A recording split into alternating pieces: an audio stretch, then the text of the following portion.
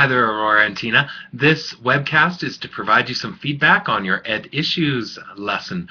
So just first of all, I want to say I was really impressed. I thought you did a great job overall. I'm going to give you some hints and some pointers, but please know that overall I thought it was wonderful. I loved how you started off with the time for individual reflection.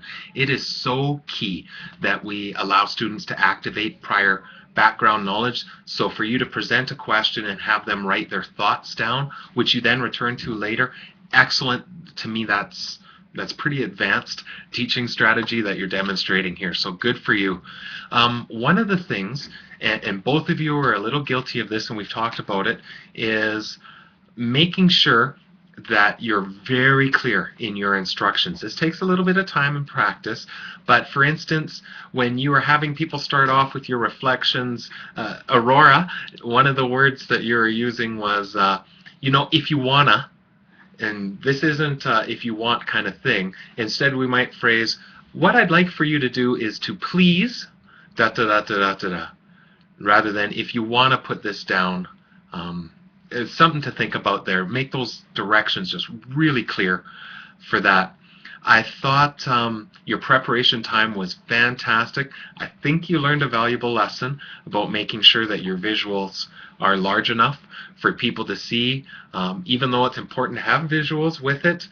By making them as small as they were, it really made them, I'll be blunt, pretty useless in having them up. From somebody sitting at the back, I couldn't see at all what was going on, and my eyesight isn't the best, but I know that others were having trouble with that. So to me, that was a lesson learned on there.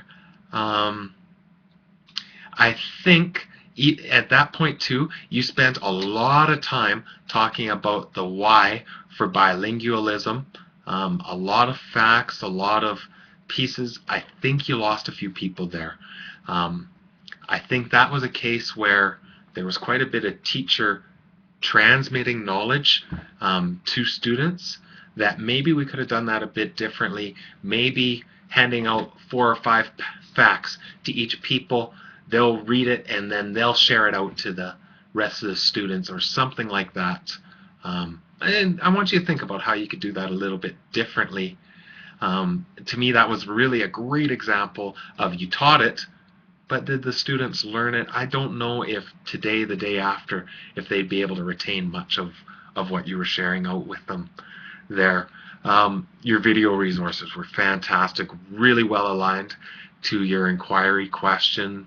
I thought the activity that you did was a great way to engage students, and if you had just done the activity and then said go back to your chairs and move on, I would have said waste of time.